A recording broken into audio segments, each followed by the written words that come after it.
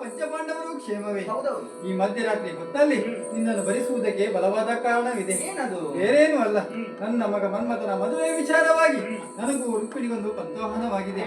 ಕೇವಲ 8 ದಿವಸದ ಒಳಗಾಗಿ ಮನ್ಮಥನಿಗೆ ಹೆಣ್ಣು ಹುಡುಕಿ ಮದುವೆ ಮಾಡಿಸುತ್ತೇನೆ ಎಂಬುದಾಗಿ ಮಾತನ್ನು ಕೊಟ್ಟಿದ್ದೇನೆ. ಸರಿ, ದಿನ 7 ಕಳೆದು ಹೋಗಿದೆ. ಉಳಿದಿರುವುದು ಒಂದೇ ಒಂದು ದಿವಸ. ಒಂದು ದಿವಸದಲ್ಲಿ ಮನ್ಮಥನಿಗೆ ಹೆಣ್ಣು ಹುಡುಗಿ ಮದುವೆಯನ್ನ ಮಾಡಿಸಬೇಕು. ಯಾರಿಂದ ಸಾಧ್ಯ ಎಂಬುದಾಗಿ ಆಲೋಚನೆ ಮಾಡಿದಾಗ ನೆನಪಾದದ್ದು ನಿನ್ನ. ಹಾಗಾಗಿ ಈ ಮಧ್ಯರಾತ್ರಿ ಹೊತ್ತಲ್ಲಿ ನಿನ್ನನ್ನು ಬರ ಹೇಳಿದ್ದೇನೆ.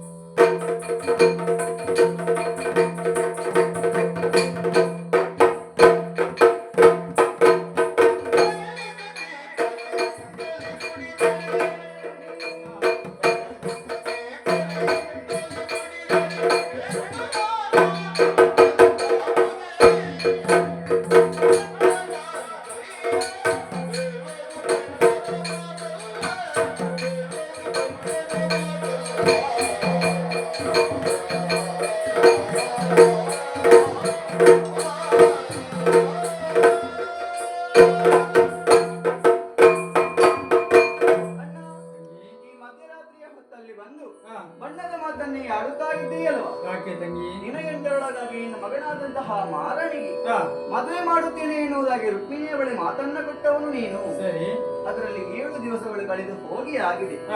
ಉಳಿದಿರುವುದು ಒಂದೇ ಒಂದು ದಿನ, ಅಂದರೆ ನಾಳೆಯ ದಿನ. ಅಣ್ಣ, ಈ ಪ್ರಪಂಚದಲ್ಲಿ ಒಂದು ಹುಲುಗಡ್ಡಿಯಲ್ಲುಗಾಡಬೇಕಿದ್ದರೂ ಕೂಡ ನಿನ್ನ ದಯೆ ಎಂಬುದು ಬೇಕು. ಸರಿ, ಹರಿ ಸರ್ವೋತ್ತಮನಾದಂತಹ ನಿನ್ನಿಂದಲೇ ಈ ಕಾರ್ಯ 7 ದಿವಸದಲ್ಲಿ ಆಗುವುದಿಲ್ಲವಾದರೆ ಸಾಮಾನ್ಯ ಹೆಣ್ಣಾದಂತಹ ನನ್ನಿಂದ ಒಂದು ದಿನದಲ್ಲಿ ಸಾಧ್ಯವೇ ಅಣ್ಣ? ನಿನ್ನಿಂದ ಸಾಧ್ಯ ಎಂಬುದಾಗಿ ನಾನು ನಿನ್ನನ್ನು ಬರ ಹೇಳಿದ್ದೇನೆ. ಅದಕ್ಕಾಗಿ ನನ್ನದಾದಂತಹ ಮನೋವೇಗ ನೀವೇ ದೃಷ್ಟಿಯೊಂದಿಗೆ ಖಂಡಿಸಿದ್ದೇನೆ. ಹೆಣ್ಣೊಬ್ಬಲ ಅಬಲೆಲ್ಲ ಸಬಲೆಂಬುದನ್ನು ನೀನು ಲೋಕಮುಖಕ್ಕೆ ತಿಳಿಸಿಕೊಡಬೇಕು.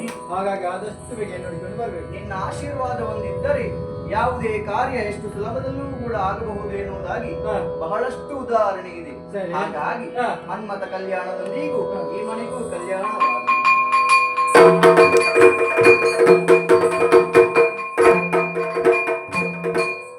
ಜಗದಾಂಬಿಕೆ